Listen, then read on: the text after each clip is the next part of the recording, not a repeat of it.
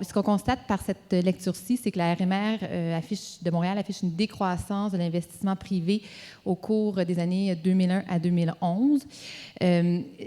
La lacune de cet indicateur-là, c'est qu'il n'est généralement pas disponible au niveau des RMR canadiennes et américaines. Ici, la donnée, elle est fournie par l'Institut de la statistique du Québec. Et donc, c'est pour ça qu'on l'a pour la RMR de Montréal. Donc, la comparer au Canada et aux États-Unis, c'est une comparaison correcte, mais pas parfaite, là, parce qu'évidemment, les dynamiques d'une ville ne sont pas les mêmes qu'une dynamique des pays. Mais ça peut donner une idée, là, si l'investissement croît ailleurs au Canada, puis là, il faudrait voir où ça croît. Mais qu'il décroît à Montréal, on peut se questionner pourquoi. Et ça demeure un indicateur qui est pertinent. Maintenant, si on rentre au niveau du progrès technologique, il y a plusieurs indicateurs du progrès technologique qui comportent chacun des limites. On peut regarder d'abord l'intrant au progrès technologique, donc ce qui va mener à l'innovation. Il y a entre autres les dépenses en R&D. Là, on a mis les dépenses en R&D du secteur privé, mais on aurait pu prendre aussi les dépenses en R&D totales de l'économie, ce qui inclut également le secteur public. Et on peut aussi regarder l'extrant de ces dépenses en R&D ou de l'innovation, c'est-à-dire les brevets ou les publications scientifiques. Puis on peut regarder comment tout ça s'est financé là, au niveau des startups, des entreprises et le capital de risque. On a retenu ici le nombre de brevets parce que c'est un indicateur qui est plus facilement disponible pour des comparaisons canadiennes et nord-américaines. Par contre, et là, ça a été mentionné dans une des présentations un peu plus tôt, c'est un indicateur à interpréter avec beaucoup de prudence. Je pense que c'est M. Pollaise qui en avait parlé. En fait, les innovations ne sont pas toutes brevetées ou brevetables. Alors, des fois, on parle d'une innovation en procédé, on améliore une façon de faire en entreprise qui va permettre d'améliorer la productivité. C'est pas dit qu'un brevet va être demandé pour ça. Donc, c'est une mesure partielle de l'extrant de l'innovation d'une société. Par contre, ça demeure un des indicateurs qui est le plus facilement accessible, comme je le disais. On l'avait ici là, au niveau des RMR canadiennes. Le titre est peut-être un peu trompeur. Là. Au niveau des brevets, Montréal performe de manière correcte ou dans la moyenne. En fait, si on les compare à Vancouver et Toronto, légèrement en dessous, le nombre de brevets par 100 000 habitants. Voilà. Et là, si on ramène tout ça à la productivité, qui permet une création de richesse plus forte dans la société, la productivité qui peut provenir donc, du progrès technologique, mais d'une augmentation aussi de notre capital humain et de notre capital physique. Ça aussi, c'est des comparaisons assez classiques là, qu'on retrouve dans plusieurs tableaux de bord. Le PIB réel, ou le PIB par emploi, pardon, en PPA. Et ce qu'on constate ici, c'est que Montréal arrive parmi les dernières RMR là, en 2012 au niveau de la productivité globale de l'économie. Encore une fois, c'est une mesure imparfaite. Imparfaite parce que c'est le PIB par emploi et non pas par heure travaillée. Ça peut vouloir dire que les Montréalais travaillent peut-être un plus petit nombre d'heures qu'ailleurs en Amérique du Nord. Et c'est également imparfait, ça a été discuté dans d'autres présentations, quand on ramène le PIB au niveau des sous-régions, au niveau des RMR, le pourtour n'est pas parfait. Par contre, ça demeure un indicateur qui est assez fréquemment cité et qui peut donner une idée de notre capacité productive de l'économie. On peut également le regarder en taux de croissance. On l'a ici 2002 à 2012. Et ce qu'on constate, c'est qu'il y a une certaine stagnation là, au niveau de la croissance de la productivité montréalaise. Merci. Wow! Enfin, des personnes qui respectent le temps. Merci beaucoup, mesdames.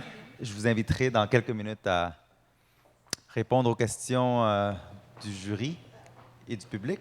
On va poursuivre la discussion avec un représentant de la communauté métropolitaine de Montréal qui est analyste, rédacteur des politiques et interventions de développement, M.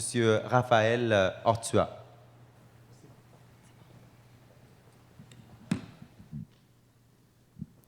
Bonjour tout le monde.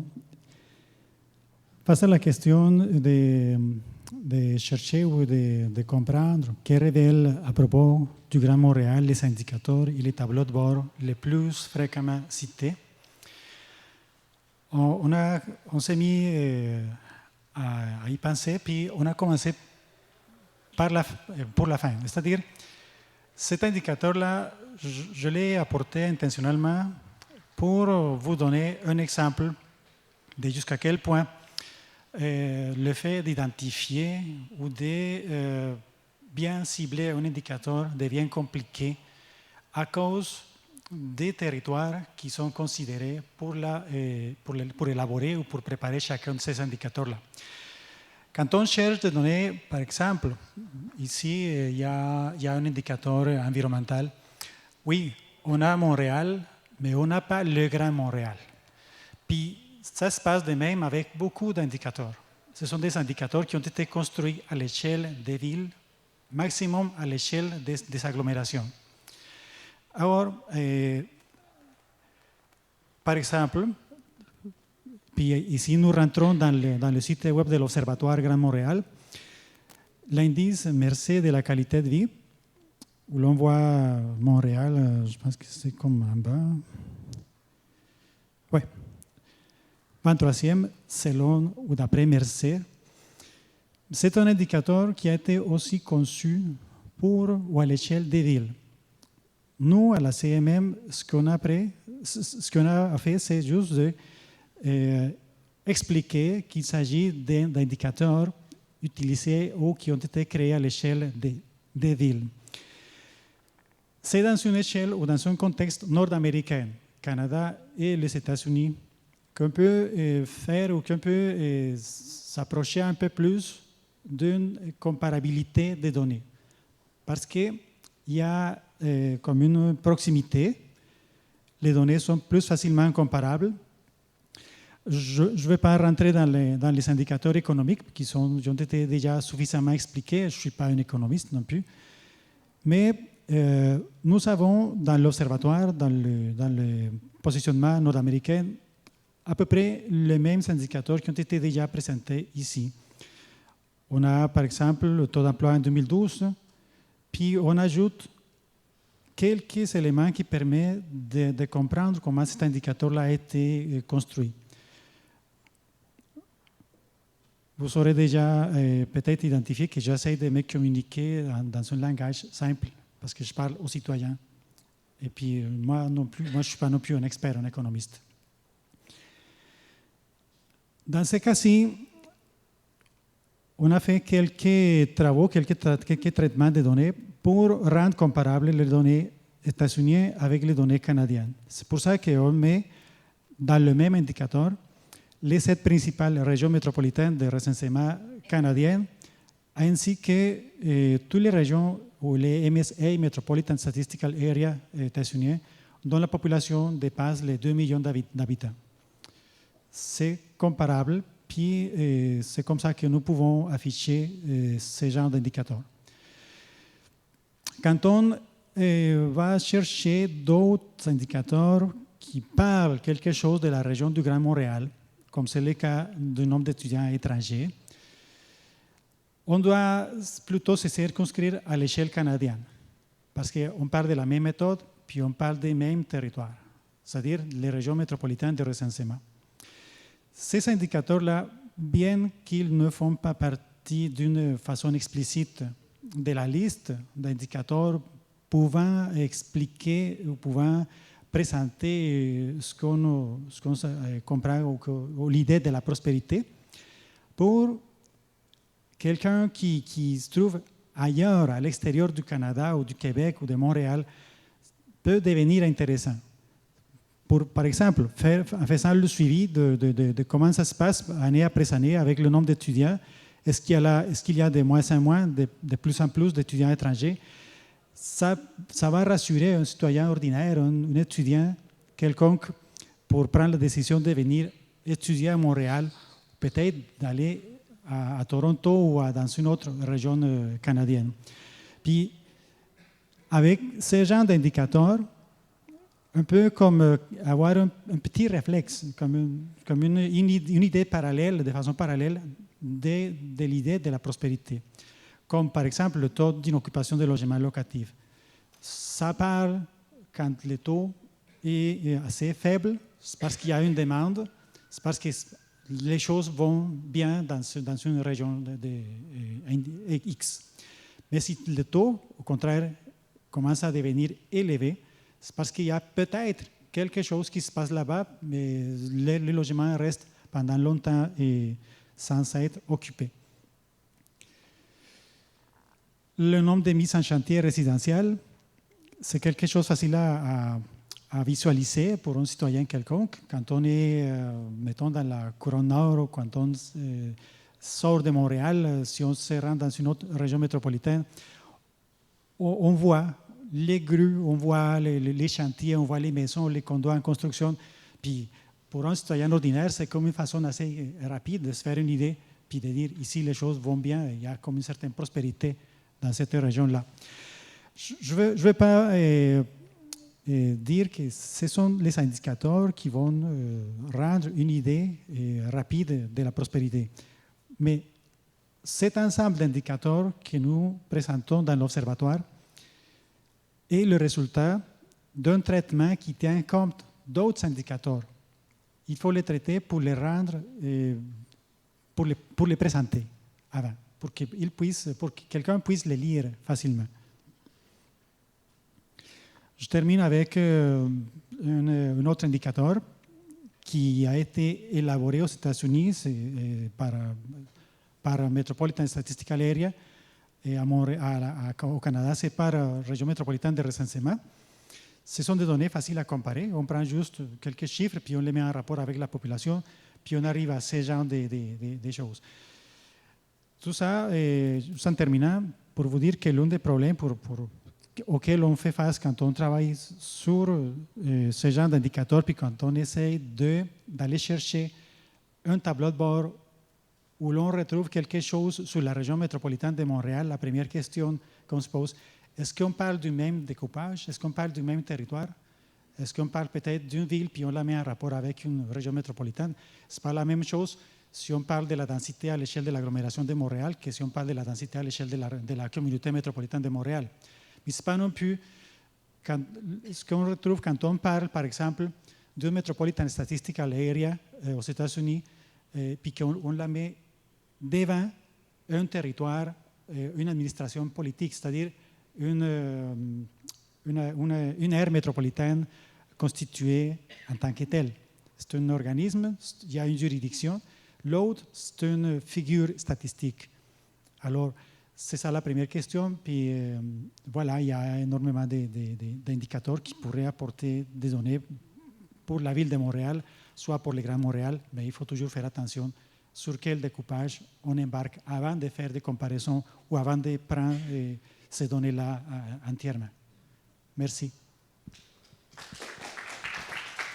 Merci, M. Ortois.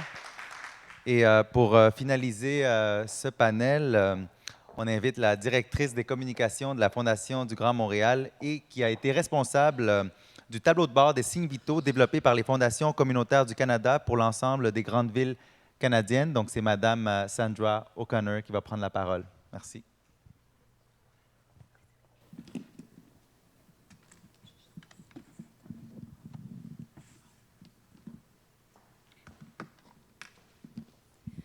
Bonjour, alors je vais simplement faire une précision avant de débuter. Je n'ai pas été responsable de la production des signes vitaux, mais je travaille pour une organisation qui a produit des signes vitaux de 2007 à 2012 et je vais vous expliquer un peu plus tard ce en quoi consistent les signes vitaux. Je vais essayer de faire ça rapidement pour que vous puissiez aller manger à 12h15.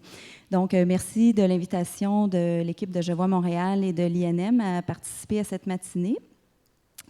Et la raison pour laquelle on a été invité à prendre part à la discussion, c'est parce que la Fondation du Grand Montréal a produit des signes vitaux pendant 6 ans. Les signes vitaux sont un bilan de santé du Grand Montréal qui souligne autant les enjeux importants qu'on doit retenir sur le territoire et auxquels nous sommes confrontés que les grands succès ou les progrès sur le territoire du Grand Montréal. J'aimerais aussi préciser que dans la production des signes vitaux, on a rencontré les mêmes problématiques que celles soulignées par M. Ortua précédemment. Donc, c'est-à-dire que la récolte de données s'est avérée difficile parfois pour le territoire qu'on couvre, qui est le même que celui de la communauté métropolitaine de Montréal. Donc, j'aimerais peut-être rappeler un peu le rôle et la mission de la Fondation du Grand Montréal avant de débuter.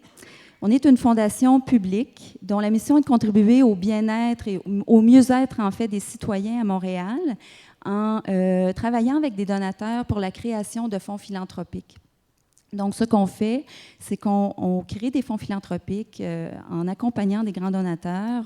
On gère les avoirs des fonds, ce qui nous permet à chaque année de distribuer des subventions en utilisant une partie des revenus des fonds et en les redonnant, les redistribuant des organismes communautaires présents sur le territoire.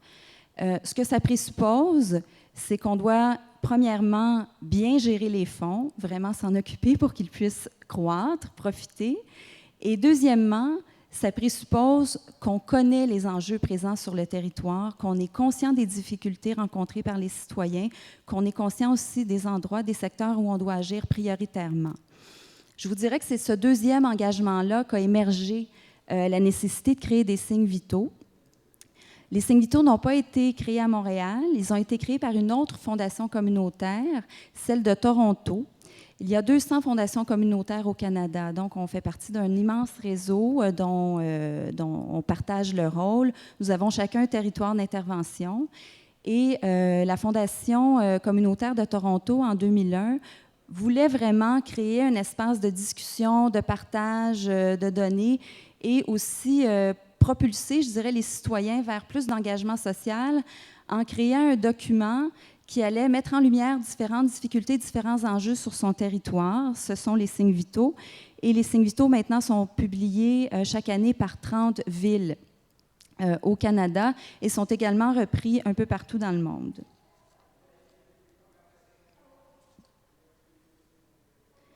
Donc, la vision qui sous-tend les signes vitaux en est une de prospérité où on ne peut mesurer, qui ne peut être mesurée qu'en simples termes économiques, mais qui fait l'objet d'une approche holistique qui marie le quantitatif et le qualitatif, le comportement et la perception, le matériel et le plus intangible. C'est vraiment un mariage de l'économique, du social, de l'environnemental.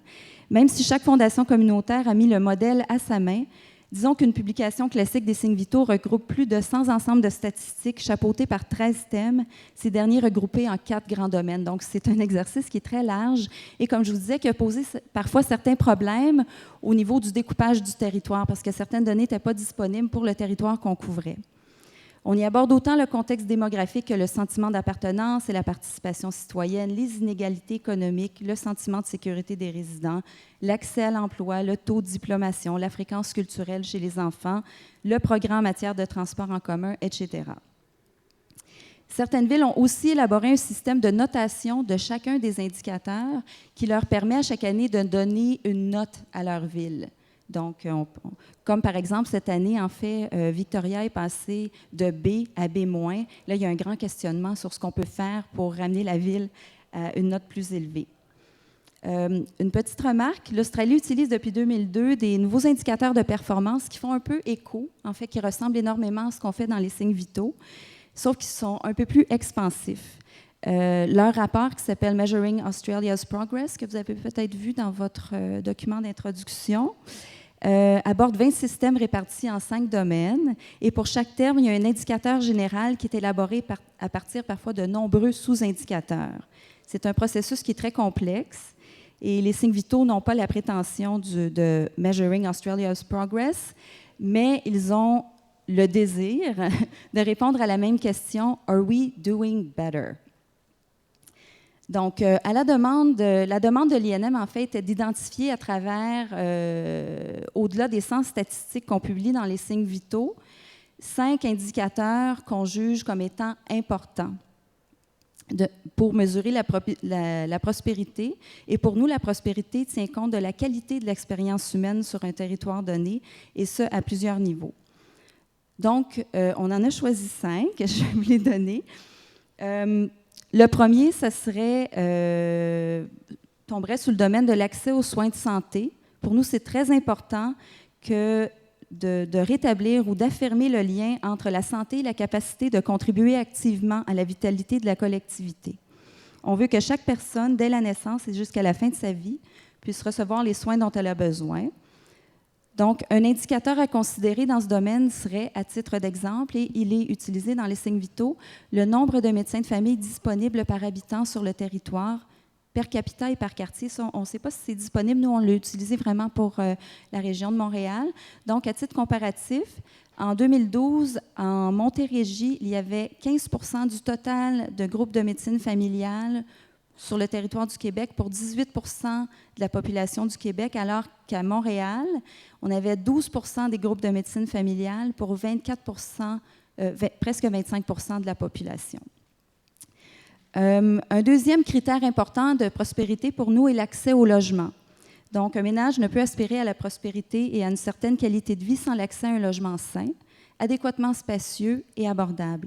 Il faut aussi qu'il soit à proximité de certains services. Donc, il faut veiller à ce que chaque citoyen puisse se loger non seulement confortablement, mais dispose ensuite des moyens pour subvenir à ses autres besoins. Une manière ou un indicateur à retenir, encore à titre d'exemple, pour mesurer l'accès au logement, c'est le pourcentage du revenu des ménages dépensés pour se loger, encore une fois, si possible, par quartier et par arrondissement. Il y a des données qui sont disponibles pour Statistique Canada, mais on n'a pas évalué à quel point les découpages sont précis. Un autre indicateur à retenir serait le nombre de logements sociaux disponibles par quartier versus le revenu moyen des ménages. Donc, il y aurait en fait un découpage ou un amalgame de données à faire pour créer un nouveau calcul. Un autre domaine serait l'éducation et le développement culturel. Là, on a dû vraiment faire des choix. Donc, on s'est arrêté sur le taux d'obtention d'un diplôme universitaire dans la région du Grand Montréal. Il y avait plusieurs autres indicateurs qu'on avait identifiés, mais bon, on n'a pu n'en retenir qu'un seul. En ce qui a trait à la fréquentation culturelle, celui qu'on avait retenu dans les signes vitaux était le nombre de visites dans les bibliothèques par arrondissement et selon l'âge. Enfin, le dernier domaine ou le dernier secteur qu'on voudrait aborder serait l'appartenance au territoire et la participation. Et naturellement, comme on est une fondation philanthropique, celui qu'on a retenu, c'est celui de la participation, en fait, ou de la générosité à titre large. La donnée individuelle qu'on publie dans Signes vitaux est le nombre de dollars remis à des œuvres caritatives par habitant. Et là, il y a vraiment un écart, un grand rattrapage à faire. On parle de Montréal pour 2012 de 150 $ par habitant et pour Toronto de 360 $. Il y aurait peut-être aussi à considérer la participation, je pense que M. Silas en faisait mention, la participation des entreprises à la philanthropie. Encore là, il y aurait peut-être un moyen d'aller tirer ces données par le biais de Revenu Canada. Donc, j'espère que j'ai fait ça assez rapidement. J'ai terminé et je vous remercie. Merci infiniment. Donc, j'inviterai Mme Connor, Mesdames, Monsieur, à venir ici sur les fauteuils pour répondre aux questions du jury et des leaders. Donc, sans plus tarder, ou avant de vous céder la parole, j'aimerais vous dire qu'on est sur Twitter dans les top 5 des discussions à Montréal. Donc, c'est grâce à vous. Bravo à nous. Donc, vous aurez le droit à votre lunch. Donc, messieurs, mesdames du jury, je vous laisse poser les premières questions. Dans le tableau où on présentait le nombre de brevets accordés, il y avait une très grande différence pour la région d'Ottawa et Gatineau, et je me demandais qu'est-ce qui provoquait ça? En fait, on les a rassemblés, puis on n'a pas le temps de les regarder. J'ai eu le même questionnement, probablement les centres de recherche, mais ça reste à creuser, là, effectivement. Fédéraux, pardon, oui, c'est ça. Exactement, pardon. Étant donné le gouvernement qui est localisé à Ottawa. Merci. Prochaine question. Oui, allez-y. Ma question s'adresse à Mme O'Connor. À partir de vos... je recommence. Selon vos signes vitaux, là, quels sont les points positifs et négatifs de la vitalité de la région de Montréal par rapport aux autres régions? Le premier, en fait, on a vu, et malheureusement, je ne suis pas une experte, je suis aux communications, mais je vais essayer de vous livrer un peu ce qu'on a vu. La dernière publication des signes vitaux a eu lieu en 2012 et va reprendre en 2015 pour Montréal. Donc là, je vous livre les résultats de 2012. Ce qu'on voyait, en fait, c'est qu'il y avait un taux de diplomation universitaire en progression qui commençait à dépasser certaines des autres grandes villes au Canada, et aussi un recul du taux de décrochage au niveau secondaire. Donc vraiment, au niveau de l'éducation, de la littératie, et de la formation supérieure, il y a vraiment une progression. Par contre, je crois que c'est Madame qui parlait de l'accueil des nouveaux arrivants et de l'embauche des nouveaux arrivants. Il y avait vraiment un recul, en fait, en matière d'accueil des nouveaux arrivants dans des emplois qualifiés. C'est ce qu'on a pu remarquer. La fréquentation culturelle aussi était vraiment à la hausse. Donc, je crois qu'il y a un gros travail qui a été fait au niveau de la Ville de Montréal pour l'accès aux bibliothèques et aux lieux culturels. Et ça se reflétait dans les données des signes vitaux. Robert, de la Société de développement social de Ville-Marie. Oui, bonjour. Ma question est pour Mme O'Connor. Mme O'Connor, quand vous écoutez, on a l'impression qu'il y a beaucoup de fondations et autres qui font des démarches telles que la vôtre. Comment vous faites pour faire un arrimage dans toutes ces données-là pour que les signes vitaux ne soient pas un document parmi tant d'autres et qu'on puisse vraiment capitaliser sur le travail qui a déjà été fait sur le terrain par ces autres fondations-là? C'est une excellente question parce que c'est une question qu'on se pose nous-mêmes. Je vous dirais que jusqu'à présent, chaque territoire a produit ses signes vitaux. Et nous, on est membre, en fait, d'une organisation qui est Fondation communautaire du Canada, qui fait la promotion, en fait. Tous les signes vitaux sont publiés la même journée. Cette année, c'était le 7 octobre. La Fondation communautaire du Canada, les Fondations communautaires du Canada font la promotion de la publication des signes vitaux. Et par contre, c'est très difficile de faire un amalgame parce que je vais vous expliquer, on ne travaille pas à partir des mêmes territoires. Donc, on peut parler de Moose Jaw qui fait des signes vitaux et qui regroupe 4 ou 5 données pigées parmi les centaines de statistiques disponibles. Et je vous dirais qu'il y a autant de versions de signes vitaux qu'il y a de villes actuellement. Toronto est celle qui fait le document le plus complet et qui l'utilise à meilleur escient parce qu'elle collabore avec environ 50 institutions, chaires de recherche, groupes communautaires, travaille avec la Ville de Toronto aussi pour produire un document complet qui est le résultat d'un effort commun. C'est ce à quoi on aspire à Montréal également.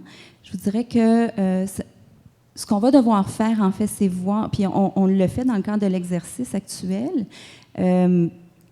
c'est de voir à ne pas dédoubler nos efforts localement et de produire des données qui vont nous servir dans l'application. Parce que il est là l'autre défi aussi.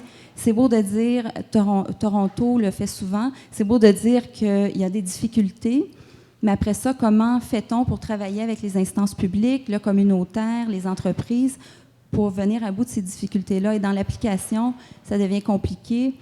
Et quand je parlais du mapping Australia's Progress aussi, c'est une des difficultés rencontrées. Il y a énormément d'indicateurs, peut-être trop, et ils éprouvent la difficulté à intervenir de façon, disons, cohérente et collaborative au niveau de certaines problématiques.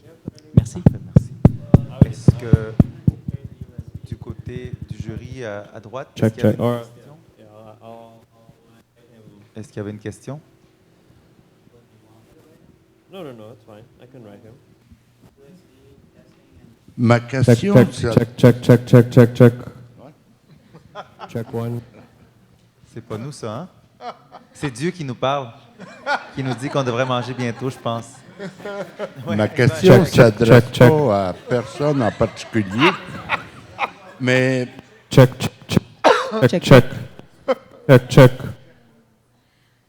Dans le processus de création de la richesse collective, On parle des différents éléments. Moi, celui qui me préoccupe, c'est le coût d'endettement du citoyen. Puis on n'entend pas parler jamais. À moins qu'il soit intégré dans d'autres enveloppes, mais c'est un élément important et il est dissimulé. C'est pas intentionnel, là. On ne le voit pas. Est-ce qu'il y a une explication à ça? Et est-ce qu'on tient compte de la capacité de payer du citoyen? Qui veut répondre? Madame Bereshid? Qui veut un chèque? Qui veut un chèque? Le taux d'endettement, en fait, je ne suis pas certaine qu'il soit disponible au niveau des RMR. Je ne sais pas ta connaissance, Maha. C'est certain que c'est un indicateur économique important, surtout si on regarde ce qui s'est passé là, en 2008-2009 aux États-Unis, puis le taux d'endettement des ménages américains qui a augmenté énormément, qui a mené à une des causes de la crise des subprimes.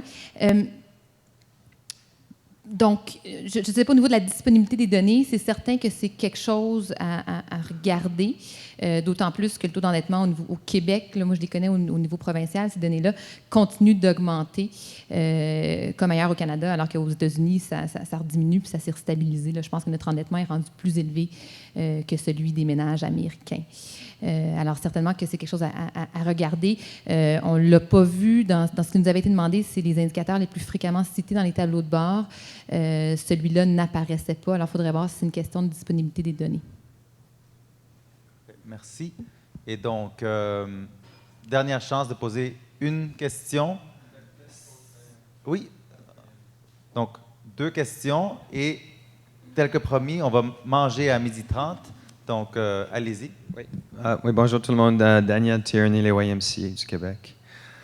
Juste pour reconnaître la valeur des signes vitaux de la Fondation du Grand Montréal, nous, on en sert beaucoup comme organisme communautaire.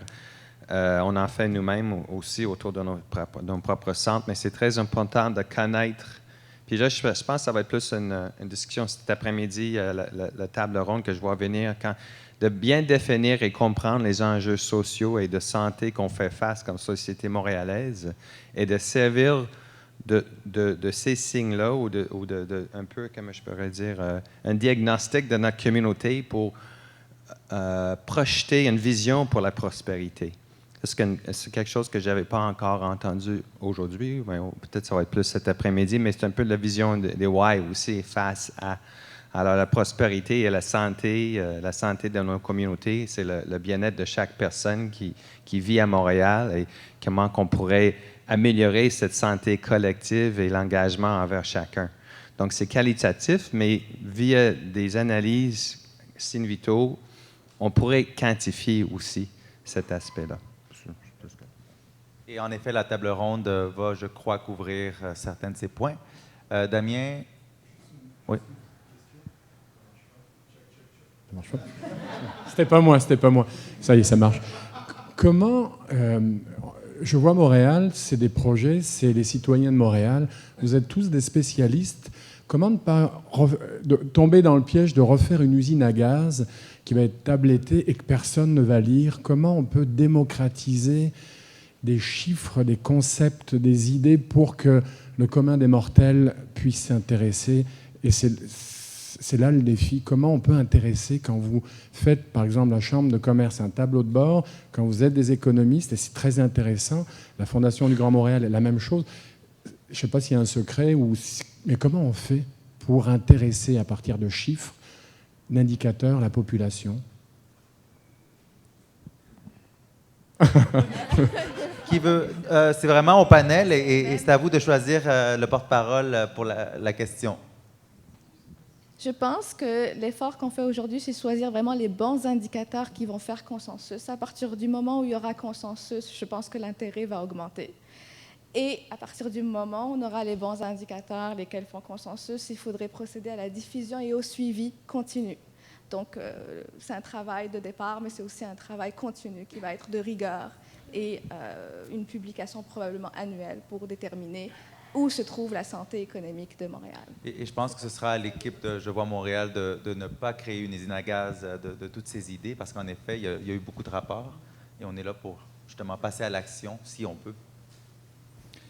Nous, quand on a entamé un renouvellement de l'image de l'Observatoire du Grand Montréal, on a fait l'exercice de tenter de réduire le nombre d'indicateurs, parce qu'en effet, il y en a pas mal. Mais plutôt que de réduire le nombre d'indicateurs, ce qu'on essaye de faire maintenant, c'est de simplifier la description de chaque indicateur de la façon la plus succincte, avec quelques mots, avec les sources, les bonnes sources, pas trop s'arrêter dans l'explication des formules ou des méthodes de calcul qui ont été utilisées pour chaque indicateur.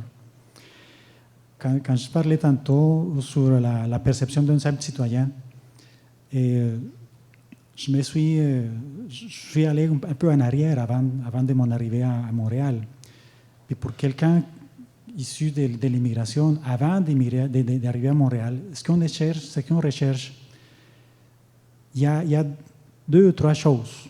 Qualité de vie, possibilité de développement professionnel ou économique, si on veut le dire de même, puis sécurité.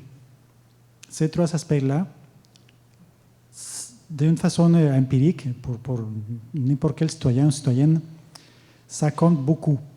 Rappelons que l'immigration, c'est le principal bassin démographique de Montréal, de Québec et du Canada. Puis tous les gens qui sont ailleurs, ils cherchent à apprendre quelque chose de la ville, de la région métropolitaine où ils veulent s'établir pour son avenir et celui de leurs enfants.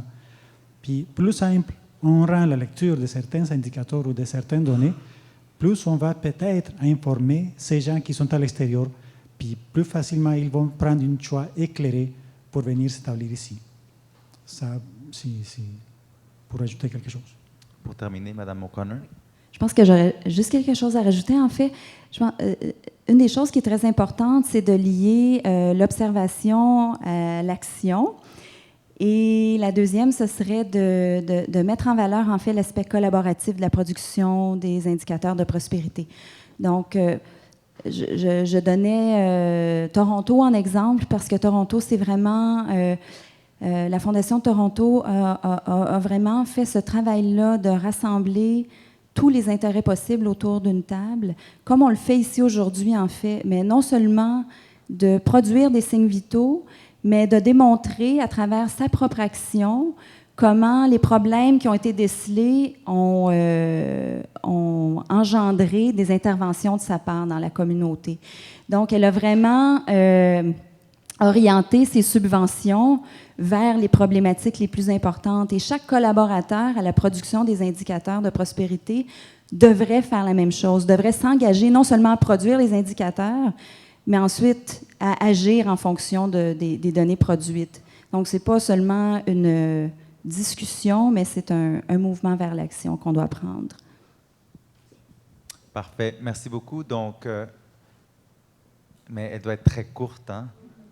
J'avais dit. Parfait. Oui. OK. Je reviens à ce que vous disiez tantôt, parce que dans une même... vous avez parlé d'indicateurs et de consensus. Alors, je me demandais, pour atteindre complètement son efficience, l'indicateur doit-il obtenir consensus? Oui. Un indicateur, peut-être pas, mais l'objectif, on veut mesurer la performance économique de Montréal.